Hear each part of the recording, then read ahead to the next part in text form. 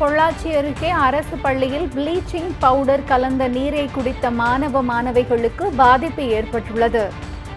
ஊஞ்ச வேளாம்பட்டி ஊராட்சி ஒன்றிய நடுநிலைப் பள்ளியில் ப்ளீச்சிங் பவுடர் கலந்த குடிநீரை குடித்த 16 மாணவ மாணவிகளுக்கு ஒவ்வாமை ஏற்பட்டுள்ளது. தொண்டை எரிச்சல் காரணமாக 16 மாணவ மாணவிகள் பொள்ளாச்சி அரசு மருத்துவமனையில் அனுமதிக்கப்பட்டுள்ளனர். மாணவ மாணவிகளின் பெற்றோர் மருத்துவமனையை முற்றுகையிட்டதால் அங்கு பரபரப்பு ஏற்பட்டுள்ளது.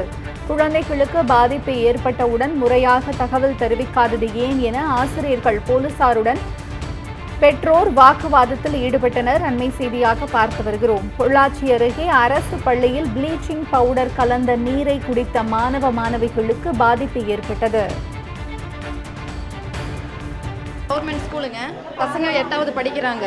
ஆனால் இன்னைக்கு மதியம் ஸ்கூல்லேருந்து கால் பண்ணி கூப்பிட்டுருந்தாங்க. என்னன்னு பார்த்தீங்கன்னா, ப்ளீச்சிங் பவுடர் தண்ணி குடித்ததுனால வாந்தி மயக்கமாக இருக்குது, தொண்டையெல்லாம் எரியுது, வயிறு வலிக்குன்னு சொல்லி சொன்னாங்க.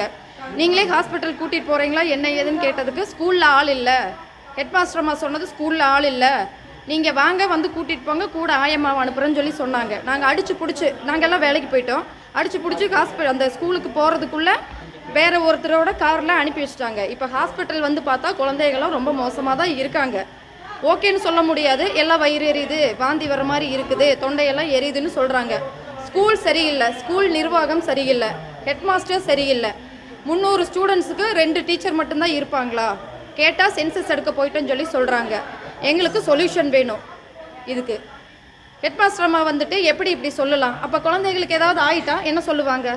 இந்த மாதிரி ஒன்றும் இல்லைங்க, உங்கள் பையனுக்கு ஒரு ஃபுட் பாய்சன் ஆயிடுச்சு, தண்ணியில் ப்ளீச்சிங் பவுடர் எங்களுக்கு தெரியாமையே கலக்கிட்டாங்க, அதனால் ஒரு 7 பிள்ளைங்க கொஞ்சம் கிரிட்டிக்கலாக இருக்குது, நீங்கள் வந்துருங்க, நாங்கள் எல்லா பேரண்ட்டுக்கு இன்ஃபார்ம் பண்ணியிருக்கோம். அப்போ நான் சொன்னாங்க, நீங்கள் இன்ஃபார்ம் பண்ணுறத விட நீங்கள் கூப்பிட்டு ஜிஹெச்சுக்கு வந்துருங்க, நாங்கள் நேரடியாக ஜிஹெச்சுக்கு வந்துடுறோம் அப்படின்னா, அவங்க அப்படி இல்லை, நாங்கள் ஜிஹெச் கூப்பிட்டு வர மாட்டோம், நீங்கள் கூப்பிட்டு போய்க்காங்கன்னா, நாங்கள் போனதுக்கு அப்புறம் தான் இப்போ எங்கள் குழந்தைங்கள நாங்கள் தான் கூப்பிட்டு வந்திருக்கோங்க.